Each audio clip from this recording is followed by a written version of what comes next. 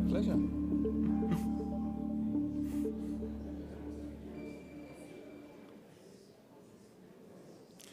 Good morning and welcome to the 2022 ESPAS Conference. My name is Stephen Quest. I'm the chair of ESPAS.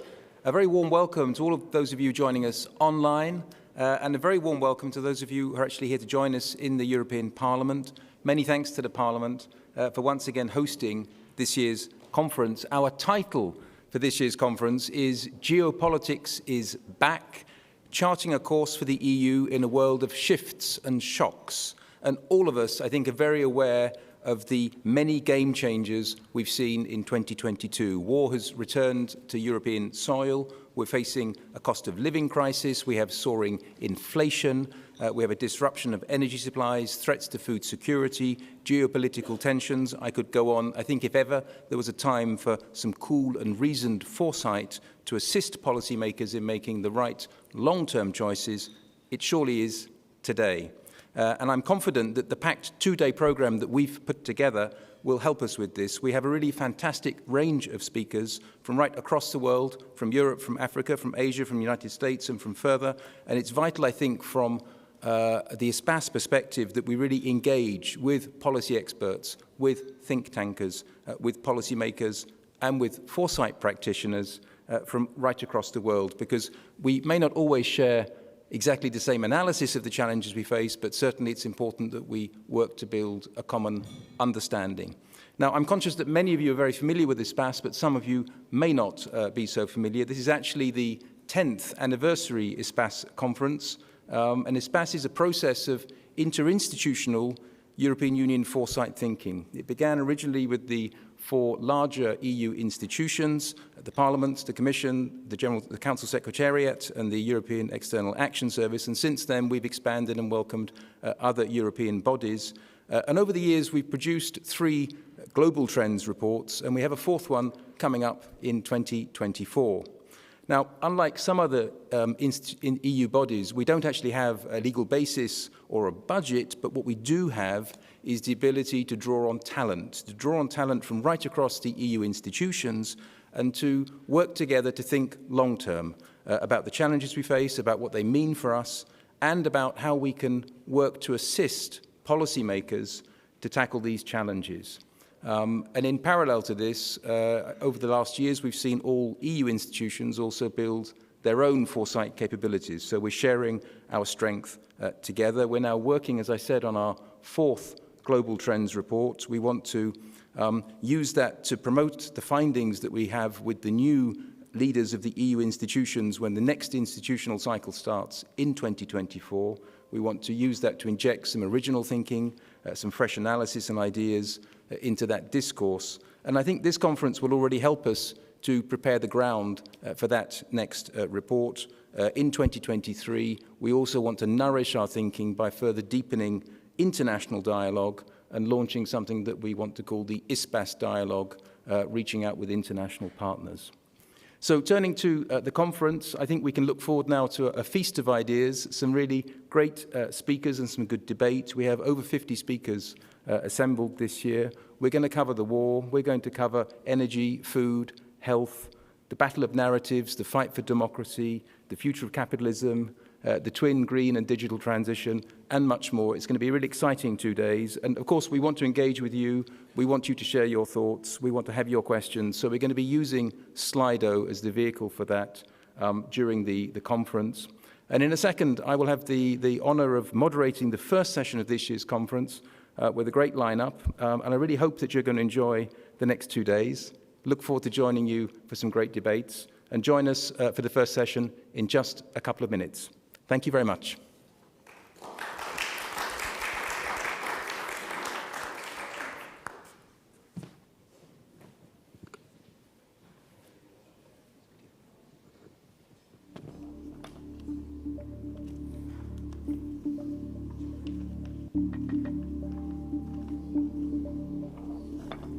Keynote addresses.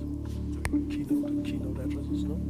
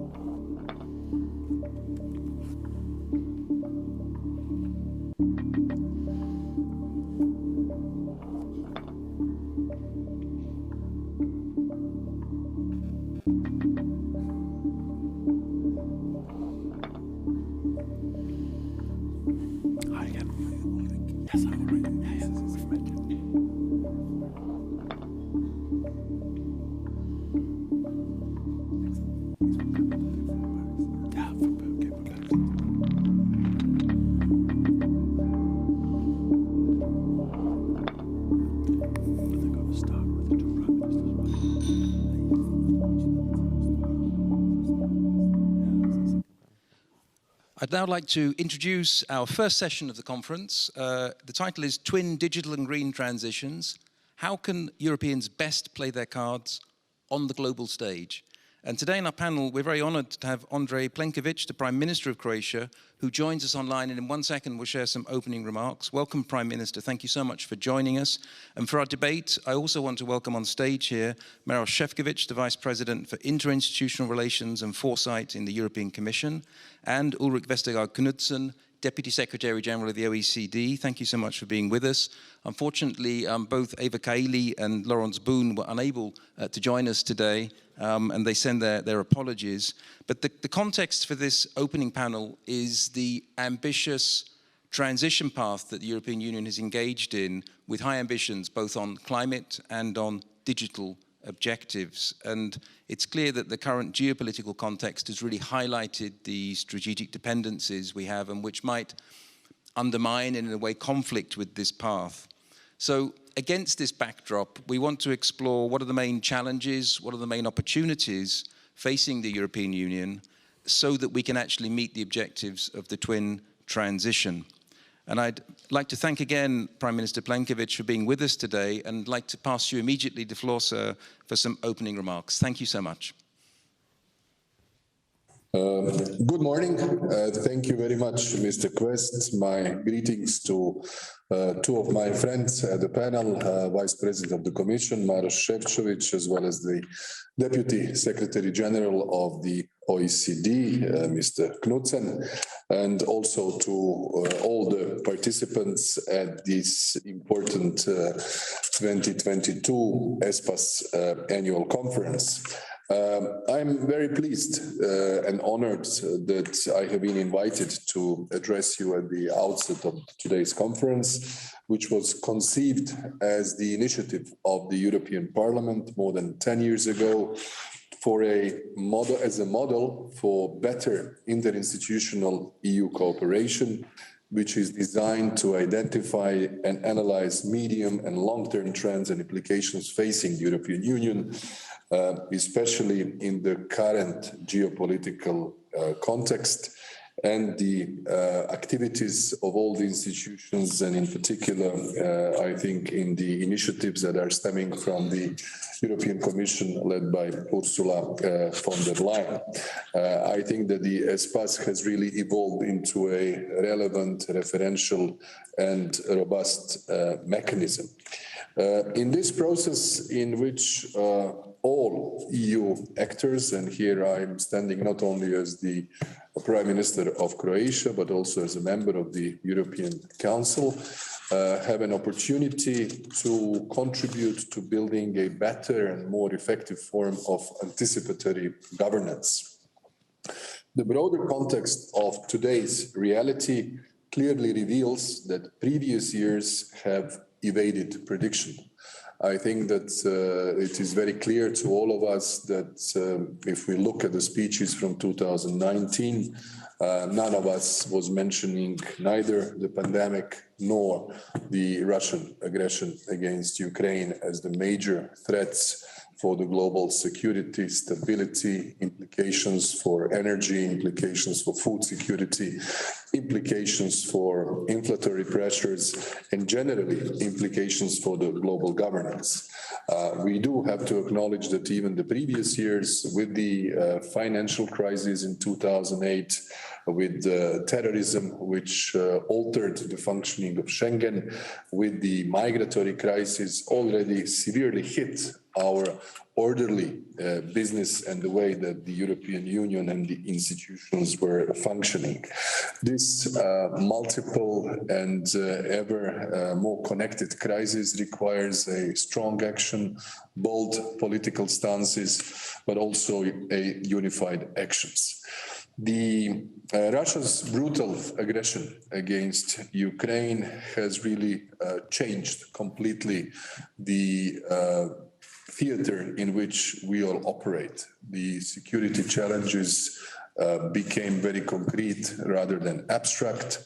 The strengthening of solidarity towards Ukraine and the clear condemnation of Russia was, I would say, the two main lines that we have taken as institutions, that we have taken as member states, and I think we should remain as vigilant, as active, as united, and as clear in our commitment to support Ukraine as long as it takes, and at the same time do our maximum to avoid the social fracture in our own societies. I think this is the major objective of all of us in this context.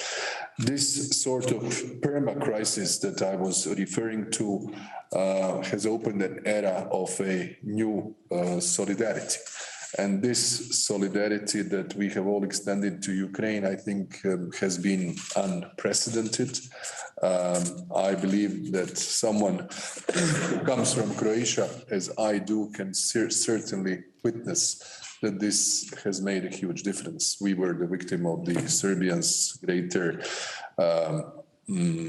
expansionist and imperialistic policy of Milosevic in the beginning of the 90s, and I cannot compare at all the reactions of the international community at the time with what we have witnessed regarding Ukraine in last year. And I think this is an excellent positive evolution, and I'm very happy that we can contribute to that experience.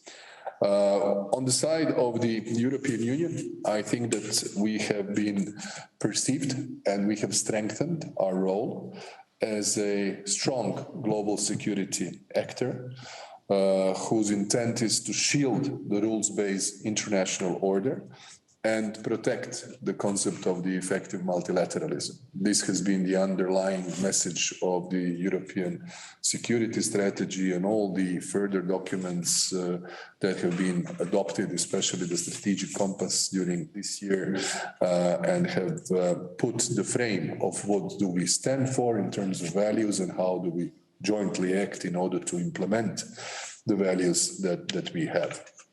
What we have seen in the past several months, we have seen the clear weaponization of the energy sources, and that has brought the new challenge. We have gone through a period of skyrocketing prices of gas, of at a certain point of oil, consequently prices of electricity. This has triggered the inflationary pressures, and we have seen in a simple and very plastic way how the policies of the authoritarian regime are making clear implications on the way of life of democracies. And I think that the context of the global context of today is basically to see how the authoritarian regimes operate in the 21st century and how democracies operate. My message today, which I also stated at the UNGA in September, was that approach of the authoritarian regimes is predominantly conflictual, while the democracies tend to have the methodology of cooperation and goodwill in terms of international relations. And these two approaches are so visibly different in recent years and in our current time. That's why I think the messages we have sent with the granting of the candidate status to Ukraine, candidate status to Moldova, more conditional candidate status to Georgia, opening of negotiations with Albania and North Macedonia, very positive commitment towards Bosnia and Herzegovina, which is particularly important for Croatia, and we are strongly advocating the candidate status to be granted to our neighboring country, progress in the negotiations of two most advanced countries in the Balkans region, which is Montenegro and Serbia, but also steps regarding Kosovo, not only the visa liberalization, but also concrete steps in more institutionalized, closer relationship with the European Union, I think are very important. And I believe that even the establishment of the European political community, which we commenced in Prague a month ago will provide an opportunity, first of all, for better understanding, joint solution on tackling of the security, economic, climate challenges, but also for the joint work on the topic of our debate today, and that is the green and the digital transition. Predicting the future is a complicated and ungrateful task. And I think that what we have gone through in the last couple of years has a clear implication of anyone of us being rather cautious, but preparing for the future, trying to anticipate, trying to examine the various options is a necessity. Otherwise, we would be constantly faced with surprises, and therefore our policy would be more an improvisation rather than a plan. So therefore, the European Union and its foresights should really put forward the issues of safety, of security and prosperity of our citizens. And I think that this strategic foresight report 2022, and I here like to congratulate Commissioner Šefčovič for the work, has provided us with a far-reaching and an all-encompassing perspective of the green and digital transitions in a new geopolitical reality. With many valuable future-oriented analyses, numerous recommendations, and above all, points to ponder on their incorporation into our medium and long-term plans, this report provides possible solution on how best to improve EU policy processes and long-term thinking. We now face the imminent need to accelerate and further conjoin the twin transition. In that respect, the interplay between Russia's aggression and our dependence on the fossil fuels has only exacerbated the need to speed up the processes, especially regarding the green transition. This was, in my view, so obviously coming from the debates that we were having recently in Egypt at the COP27 in Sharm el-Sheikh, where I also, along with many other European leaders, took part. And therefore, the climate change and the green transition, which normally, without COVID and without Russia's aggression in Ukraine, would have been literally the two dominating topics for this mandate of the European Parliament, for this mandate of the European Commission, for the whole activity of the European Union 1924. But this has been put a little bit aside, but we should bring it back to the center of our attention. And from that point of view, being the global standard setter in the fight against climate change, the European Union has clearly defined its green priorities and policies. We have adopted the European Green Deal, and we have put the European Union on the path to becoming the first climate neutral continent by 2050. In the context of the Russian aggression on Ukraine and the resulting economic and energy crisis, the European Union, as we have seen, has not abandoned the goals of the green transition. Quite the contrary, we are actively utilizing the instruments which we have made ourselves available at the time of COVID. COVID was a big problem, but we provided a big answer, and that was the EU Next Generation. Plus, the Repower EU can really accelerate the transition to the renewable energy and instigate energy savings and diversify our energy supplies. In Croatia, we conducted a public survey, and 80% of our citizens support actions against the harmful effects of climate change.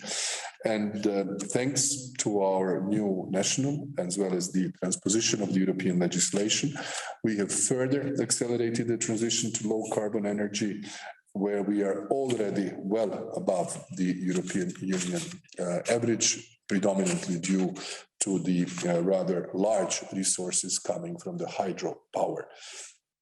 Indeed, we would like to go even further, especially regarding a cross-border cooperation with Italy and Slovenia, where we have joined our efforts to create a North Adriatic Hydrogen Valley project aiming at producing green hydrogen.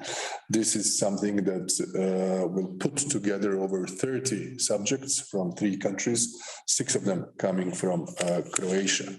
We have also pushed ahead with green transition to diversify our energy supply, but also we want to increase the capacities of our liquefied natural gas terminal that we have at the island of Krk, which will be more than doubled from 2.9 billion cubic meters to 6.1 billion cubic meters with the investment in the next year and a half, but also in constructing new pipelines, thus linking not only Croatia with its northern neighbors, such as Hungary, or eastern neighbors like Bosnia and Herzegovina, but also towards Slovenia, towards Austria, towards Germany, in order to create a regional energy hub with a strong existing energy and critical infrastructure.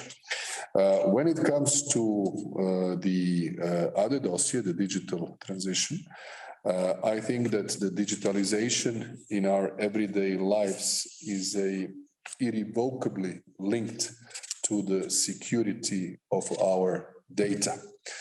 Further investment is needed in areas of cybersecurity and data security, as well as in digital education. Investing in digital infrastructure, adopting a legal and especially ethical framework for creating a safer digital space where the rights of users are protected and a business playing field is established will foster confidence of our citizens in new technologies. Taking into consideration technological competition, we have to secure a sustainable access to raw materials and reduce our strategic dependencies. In order to become globally competitive, the European Union has to invest more into new technologies and infrastructure, particularly into research and innovation, and the synergy between human capital and technology. However, we have to be aware that a greater use of digital technology could increase electronic waste and its environmental impact. The European Union is aware that it has to set up a regulatory framework that will promote sustainable business models and consumer patterns. We also have to invest efforts into reducing administrative burdens in a fast-changing digital world. We have to ensure that everybody can contribute and benefit from the digital world, because people are the key to our digital transformation process. We should, of course, be very careful in this process on the impact that the digital space has on the basic standards of democracy. I think we have witnessed that in many, many examples in the electoral processes, in the general debates, in the silences which are clearly directed and orchestrated towards certain groups of our citizens. And I think that for the future of European democracy or global democracy, we have to be really careful in the way that the technology is used or sometimes abused, as we have seen. I would like to conclude with several remarks. First of all, that maintaining and enhancing solidarity between member states is a pivotal element of all of our efforts. It is important that we continuously demonstrate unity and capability of the European Union to act in times of crisis. It is important to avoid new dependencies and build new reliable and sustainable alliances. Transition and transformation are never painless or smooth. On the contrary. However, they provide opportunities to redefine how we live, which values we want to project and uphold, and the kind of world we want to live in. Green and digital transitions are both rational necessities and will ultimately strengthen our resilience and strategic autonomy. At the heart of successful transition is communication. The way we communicate our efforts and vision to our citizens is becoming increasingly important, especially in an era of misinformation. This is the time of competing narratives. Many of them are trying to capitalize on people's discontent and fear. We are witnessing countless conflicting stories and blame games about topics that should be self-evident. The origins of the war in Ukraine, responsibility of the food crisis, climate change deniers, election deniers. Against this complex backdrop, the greater the involvement of our citizens, the greater the confidence. This was evident in the success, I would say, on the conference on the future of Europe. Here I'd like to commend also the work of the Commission, which was led by the Croatian Vice President of the Commission, Dubravka Šuica, and her team, but also a big token of gratitude to the immense contribution of the European Parliament, as well as the citizens and the institutions across member states of the European Union, where thousands of citizens participated about the ideas how we can improve our functioning. In my view, this is no time for reticence or idleness. The only true and meaningful way to face the current and future challenges is to exhibit a united European response, a response such as the one represented in the Foresight report, with eyes wide open and accompanied by pragmatic, comprehensive and sustainable solutions. We at least know one thing already: the times ahead will not be more predictable than the ones behind us. What I would dare to predict is that my country, Croatia, will in only 6 weeks, and this is a relatively easy short-term prediction, from a member state of the European Union and member state of NATO, join only 15 countries who are at the same time members of NATO, members of the European Union, members of the Eurozone, and members of Schengen area. For myself as the Croatian Prime Minister, being in the 7th year of my mandate, this is the strategic achievement of deeper European integration. The fact that we shall be in Schengen and Euro as of 1st of January entirely changes our international position, with which we can be even more capable to contribute to the realization of our joint European goals. I very much thank you for this opportunity and wish you an excellent debate in the course of the morning and the rest of the day. Thank you very much.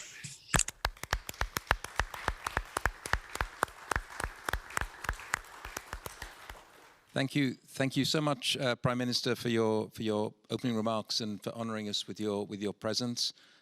You covered a lot of ground in your intervention there. I just picked one line out, which I particularly like. You said, predicting the future is hard, but preparing for it is necessary. And I think that sort of sums up a bit the ethos of this conference. So thank you very much for giving us a lot of food for thought for those opening remarks. I know you can't stay with us for the entire opening session. I know you're a very busy man, but thank you so much. And I'm going to turn now straight to you, Maroš Šefčovič. Perhaps you'd like to respond to a bit of what the Prime Minister said, but also give us your take on what you think are the main strategic dependencies that the European Union needs to overcome as we look at this twin transition, so that we can maintain our strategic autonomy, notwithstanding all of the buffeting that's going on in the geopolitical sphere. Vice President. Thank you very much, Stephen. First and foremost, good morning to everyone. And if the Prime Minister is for a few minutes with us first, I really would like to thank him for these very wise words, wise remarks, and also, I would say, the proof that the top-level politicians in the European Union are relying more and more on this anticipatory technique of foresight, and how important it is for navigating through these very difficult future horizons. And I think that the remarks of the Prime Ministers have to be taken as a very important token of appreciation, because he said that ESPAS, and we are in the 10th anniversary right now, has become a relevant referential point for policy makers, decision takers in the European Union. I think it's a great recognition of the work of all institutions here in the Parliament. I see many colleagues with whom we are regularly meeting. As you know, Stephen is leading the efforts on foresight in the JRC. We have Nicole here, political advisor to the President of the European Commission, and many colleagues from the Council and from the European Parliament. I'm glad that this is more and more recognized on the top political level, be it Croatian Prime Minister, Spanish Prime Minister, or the Greek Prime Minister. I believe we will have also opportunity to listen to them. So if you allow me just to link with a few thoughts and highlights of the speech of the Prime Minister. I think we, of course, would agree that what we are living through right now, it's indeed the time of tumultuous change. And I think I'm here very, very, very diplomatic, because if you want to be even more precise and sharp to describe current situation, we have to acknowledge the fact that we are in the process of new geopolitical order being formed, being shaped. Unfortunately, we see a lot of very important political actors which would prefer to move further away from multilateralism towards the more multipolar world. And I think that these efforts been drastically accelerated and vividly demonstrated by Russia's illegal and unjustified war in Ukraine. Prime Minister has very correctly outlined that in this new geopolitical context, there was something like, I would say, the spotlight, the focus which was put on European strategic dependencies. I think we felt it very strongly for the first time during the COVID crisis, that suddenly global supply chains been interrupted, planes been not flying, ships been not sailing, borders been closed, and suddenly we realized how many strategic dependencies we actually accumulated over the last years, where we believe that we can really outsource a lot of production, a lot of supply chains to abroad. And I think that now, if you look into the future, and we want to be sure that our efforts to build a greener, digital, and fairer Europe, that we simply need to be much more aware and focus much more on avoiding the strategic dependencies or limit them to the maximum. Why is it so imperative right now? Because I think that this geopolitical upheaval, which the Prime Minister described so well in his introductory remarks, is bringing a kind of new trend to the horizon, which I think we are witnessing for the first time at this scale. And I'm talking about the weaponization of almost everything, from food to energy to critical raw materials, down to data and information. And I think that this kind of brought us into the situation where, as political scientists like to describe the world, and of course Europe as a part of it, is entering in the era of disorder, or some like to describe it as perma-crisis. And I learned yesterday that Collins Dictionary decided that perma-crisis is actually word of the year 2022. So it means how often this was used, how often it was introduced into the important remarks of the political leaders. But of course, I think what is very important for us Europeans, we cannot allow this to affect our determination if it comes not only to achieve what we discuss a lot, the twin green and digital transition, but also what I would describe our long-term political goals. They are very clear: peace, security and stability on our continent, consolidation of our position of being leading political and economic actor in the world, and of course preserving highest social standards for our population, because this is rightly expected by our citizens from the political leaders. And I think that in this European discussion on these topics, we've been working very well with the foresight communities across all institutions and the member states, and our last foresight reports really deserve that adjective that they've been strategic, because they led to a change. Because first, we've been talking about need to add resilience to the European policymaking. It has happened. Now we've been putting the focus on how important it is that green and digital transition would reinforce each other, and what are the odds, what are the limits, what are the obstacles we have to overcome, and how we should manage this very demanding process. And I think that speaking about overdependence is now even more important than in the past, because now we see it in every day how costly it is to be too dependent on, in this particular case, on energy imports from Russia. How much we pay for it financially, how much we paid for it socially, how much we paid for it politically. And I think this should be like strong reminder that we can change, we can transform. We slashed down the 40% of Russian imports to 7.5%, but we also know that what an effort this is to achieve that. And I think that our lessons learned from this should be that we should avoid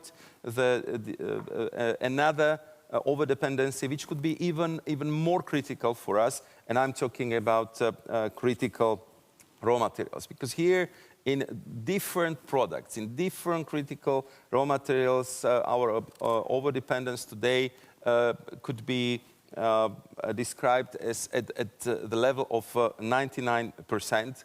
And we just have to be very true with ourselves to tell our public and our political leaders and decision makers that without the critical raw materials, there is simply no green, no digital economy, no any future technologies in Europe. And therefore, I look at it not only as a strategic importance, but I look at it also as a security issue, because we simply need to have adequate access to the critical raw materials. Currently, EU domestic productions accounts only for just for 4%, and therefore we have to really improve our performance in all the critical materials which we need for our transition. The results of this strategic foresight report, which we presented a couple of months ago, also led to clear ambition, which was presented for the first time by the President of the European Commission, Ursula von der Leyen, in her State of the Union speech, where she was very clear that early next year we are coming with legislative proposal on critical raw materials, where we want to focus first on 4 priorities: rigorous preparedness, so we really know what is happening, what we need to do, monitoring of supplies, stress testing, and working on security of supply, including support for domestic projects within the EU neighborhood, but also to work very closely with our trade partners and allies across the world. And I think that we have lots of potential, not only in Europe. Yesterday, I spent half of the day with our Ukrainian partners, because they could be very important partner if it comes to the critical raw materials. But we would like to work much more closely with the United States, with Canada, Norway, Greenland, Western Balkans, and I really would like to welcome also Australian ambassador here, because we have to learn a lot from Australia, how to manage resources, how to develop the skills, and how to work with the global companies to make sure that we not only get the critical raw materials, but we get them at the highest environmental standards, with the lowest possible carbon footprint, and with respect of all environmental and social norms. I see that our time is flying, so I will just make one concluding remarks, that if we have to focus on strategic dependencies, we also have to make sure that how we would look on the key future-oriented technologies, which would very much impact how our economy and how competitiveness of Europe will look like in the future. I'm talking about quantum computing. I'm talking about 5G, and I'm talking about biotech. If you look at the figures between the United States, China, and Europe, here we are not faring that well. We have to be sure that in all these strategic areas, we have to be much stronger. We have to focus on them, because they would decide the position of the European Union on this global chessboard, and it should be our natural ambition that we should be as strong as possible. I know the time is flying. I know that we are a little bit behind the schedule, and there will be, I hope, interest for some questions and answers, so I will stop here. Once again, Stephen, thank you very much for working so well with the European Parliament and preparing this conference, which is already in its 10th edition. And I think it's very important for the European political leaders to listen to foresight experts to prepare better for what should be important political decision for the future. Thank you.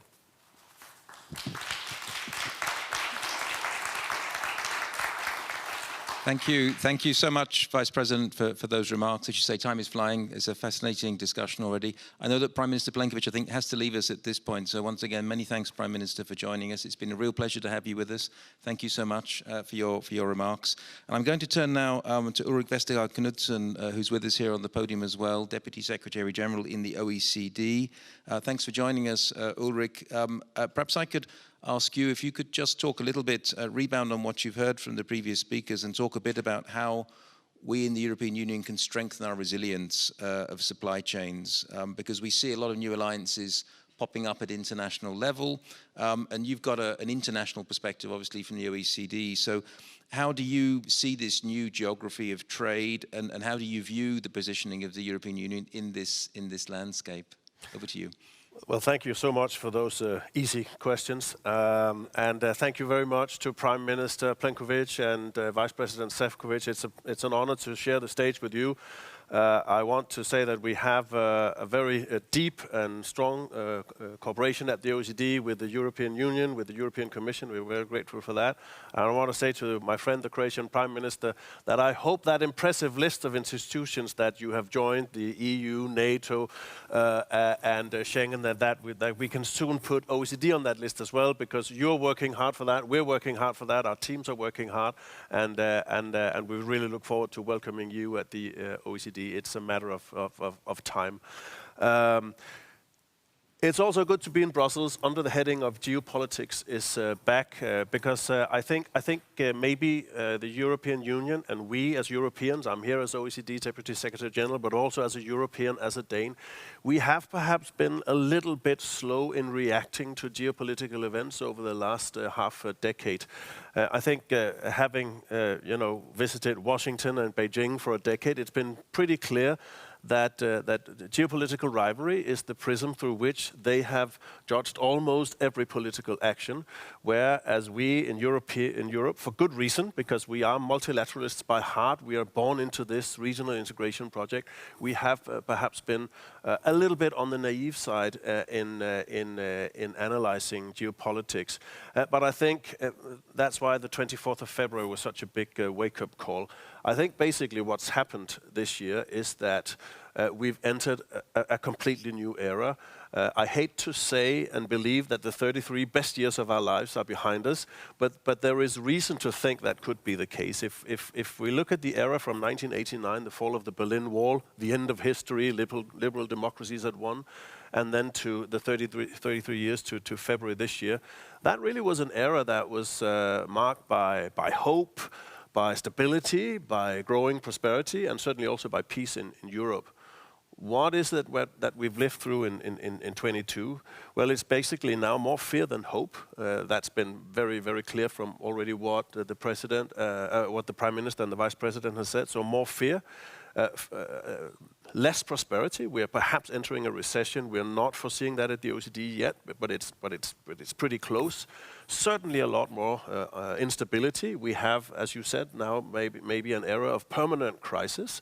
There's no stability. There's no predictability, as the Prime Minister said, and then war in Europe.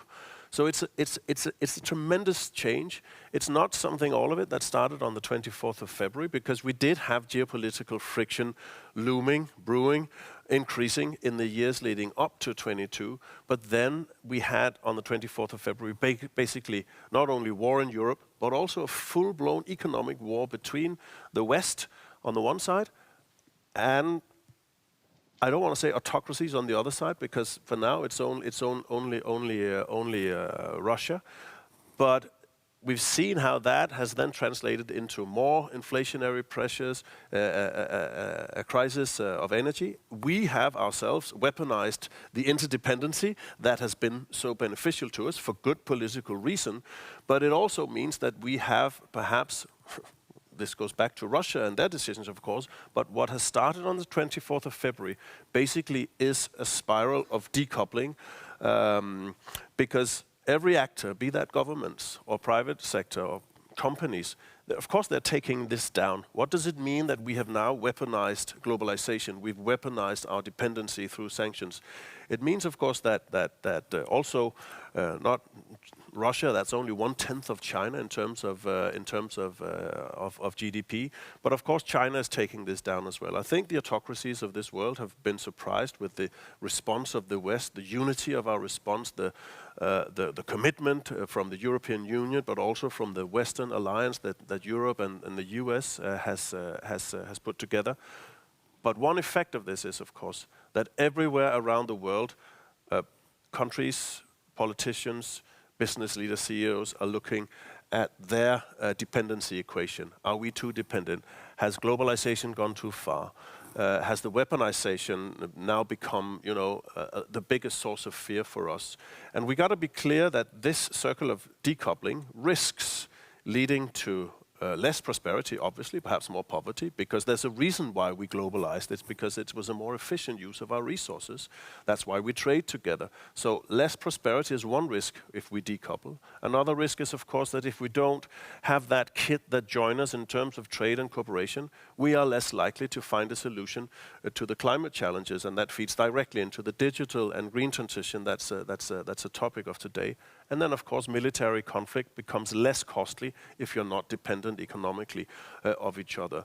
So while I totally agree with you, Mr. Šefčovič, that we need to have a careful look at whether we can afford to be, dependent on certain countries when it comes to energy, when it comes to raw materials, when it comes to certain sensitive technologies, even certain types of data transfers.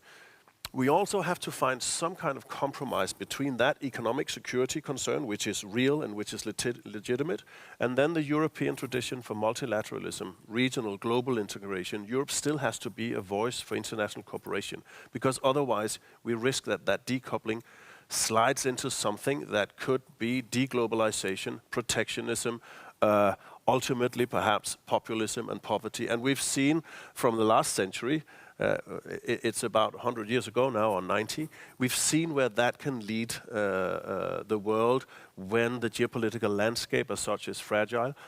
So when I'm slowly getting to your question. When I look at how Europe can increase its resilience and the resilience of its supply chains, I understand that onshoring and friendshoring and so on can be part of the response, but it cannot be the whole response. I think we should first look to diversification, that we should decrease our dependency by diversifying. And I think Europe has a lot of potential to do that. There are also other means. We also have OECD analysis that shows that if we have highly skilled managers, it's also easier for us to restructure in a rapid fashion to adapt to new geopolitical realities. So there are other and better answers than onshoring. And it sounds good, right? Friendshoring. It sounds like something you'd like to share with your friends, right? And strategic autonomy. It sounds good, right? We want to take control of our own strategic fate. And I understand what are the drivers behind these concepts, and it's certainly legitimate in a fragile geopolitical environment. But we also have to be careful that these concepts do not become alibis for protectionism, that they do not become vehicles for retreating from globalization. Because if they do that, I think we're in for a future that's less prosperous, that's less green, to be honest, and more dangerous also in terms of military conflict.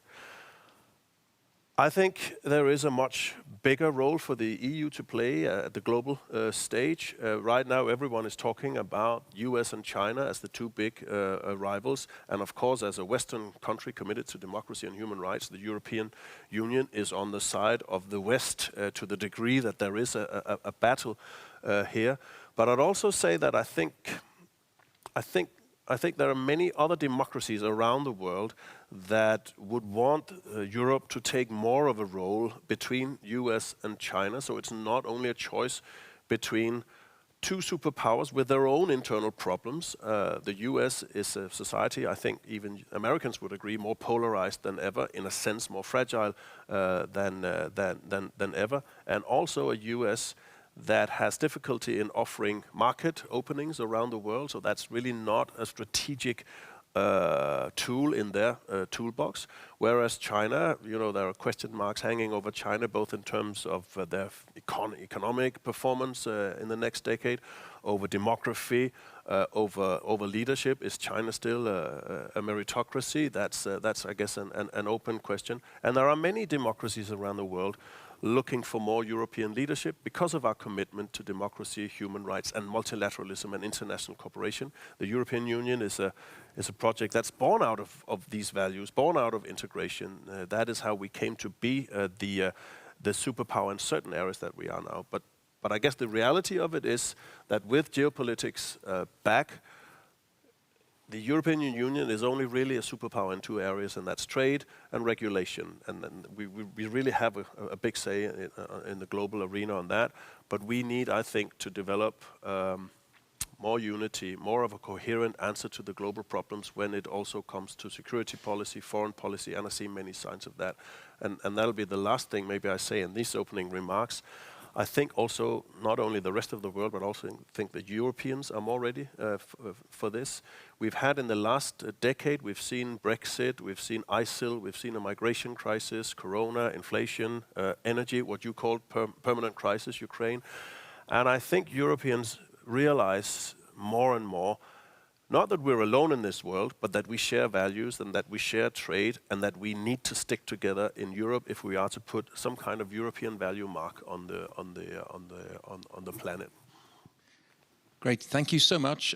As you say, we are under a lot of time pressure now, but I do want to take an opportunity to open up to at least one question from the floor. But we're going to have to do this in quick-fire mode, if you agree. And Vice President, you mentioned that we have in the audience the Australian Ambassador, Caroline Miller. Caroline, would you like to ask a question? I think you would. Are you open to asking a question?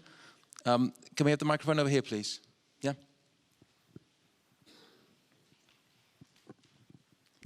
Thank you. Thank you very much, and thank you, Vice President, for your very kind comments about Australia. I find myself in furious agreement with everything that's being said here, and just like to say, we're Australia, we're here to help when it comes to reliable supplies of critical raw materials with a deep experience in mining with very high environmental standards. And Deputy Secretary-General also wanted to absolutely endorse your comments on the importance of trade. We're all keen on friendshoring and onshoring, but frankly, trade is going to be absolutely essential, and diversification very important in that respect.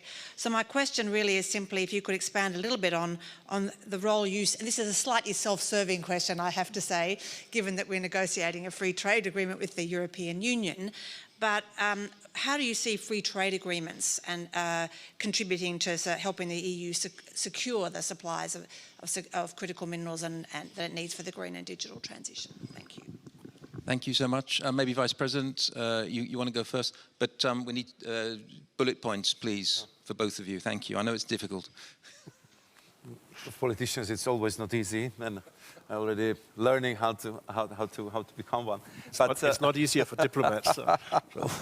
No, but really, I'll try to be telegraphic. As Ulrich has pointed out, we always been, we are, and we will be the strong defenders of multilateral order. We are strong defenders of the free and fair trade. And we will push this agenda in all international bodies and on all international platform. At the same time, we see that not everyone from the global powers is thinking in the same direction. And therefore, even though we remain very committed to the vision of the more cooperative world, we still need to develop and to have the ability to act in our own interests. Simply, to protect our fundamental values whenever necessary, but also to work very closely with our like-minded partners and to kind of make sure that the priorities I mentioned in my introductory remarks are properly taken care of. With Australia, as Ambassador has just said, we are negotiating what I believe will be a very ambitious free trade agreement.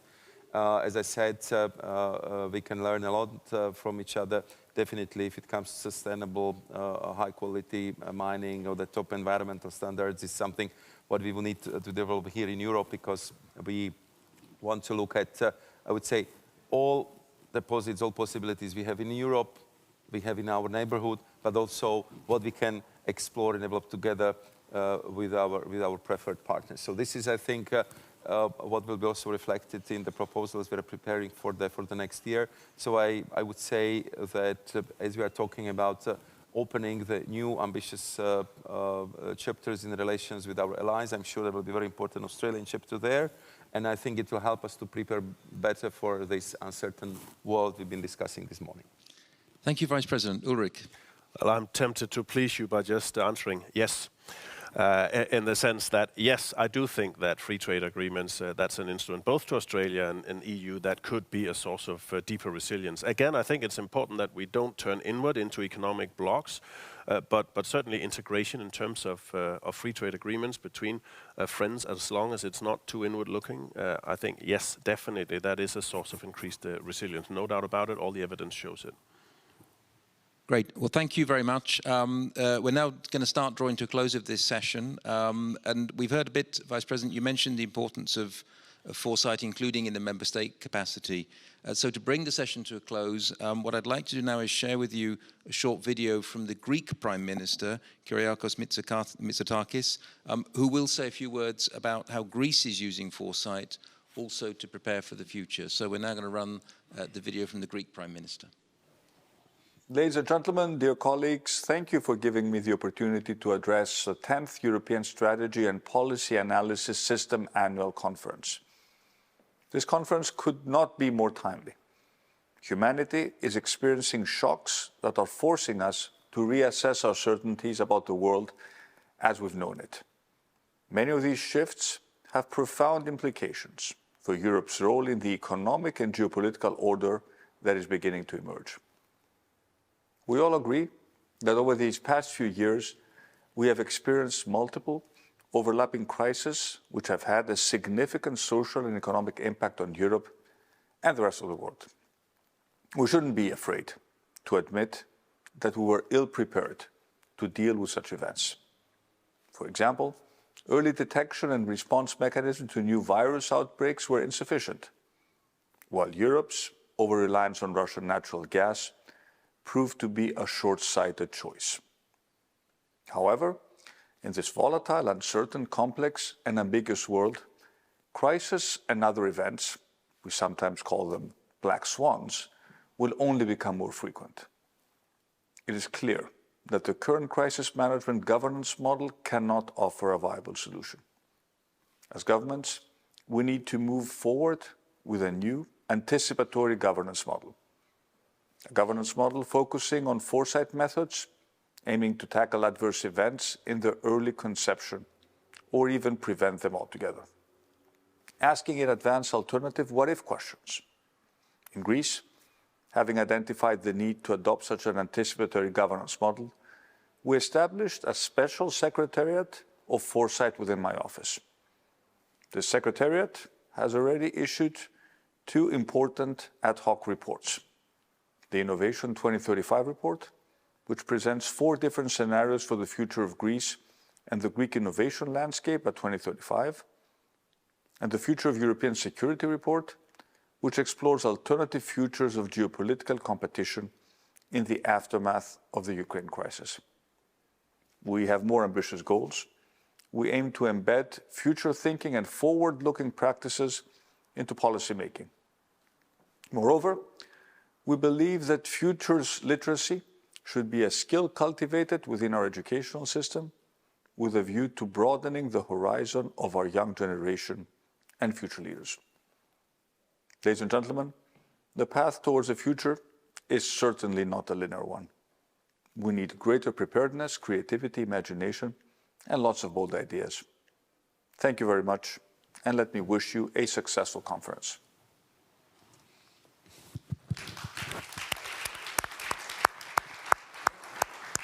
So that brings us to the conclusion of this opening panel. I think it's been a great kickoff. We've had 2 Prime Ministers, a Vice President of the Commission, Deputy Secretary General of the OECD. Many thanks for joining me in this opening session. Next up, we're going to have a conversation about the implications of the current geopolitical context for long-term security in the EU. And that's going to be a conversation between Mircea Geoana, Deputy Secretary General of NATO, and Stefano Sannino, the Secretary General of the European External Action Service. That's coming up in just a minute. Meantime, many, many thanks to my panelists for joining me here this morning, and see you all in a minute. Thank you very much.